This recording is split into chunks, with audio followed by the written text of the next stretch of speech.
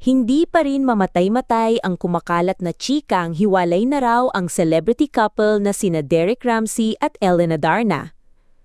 May mga naglalabasang report sa social media na nagsasabing nilayasan umano ni Ellen si Derek ilang buwan na ngayon ang nakararaan. May ginawang sablay umano ang hunk actor na nagpainit ng ulo ni Ellen at kasunod nga nito ay ang pag-aal sa balutan daw ng aktres bit-bit ang kanilang anak. Pero sa nakaraang episode ng Christy Minute, mariing pinabulaanan ng veteran showbiz columnist at host na si Christopher Min na naghiwalay na sina Ellen at Derek. Maramites lang yan. Alam niyo po, napakagandang mag-handle ng relasyon ni Derek Ramsey. At si Ellen Adarna, kitang-kita naman natin na talagang sumusunod naman siya. Ang pahayag ni Nanay Christy.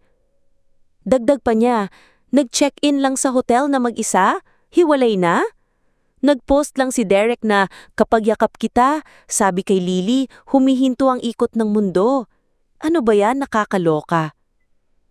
Maliwanag na fake news ang naturang chika sa social media na nagmumula sa mga vlogger na walang ginawa kundi ang magpakalat ng kasinungalingang balita tungkol sa mga nananahimik na artista. Wala pong katotohanan ito.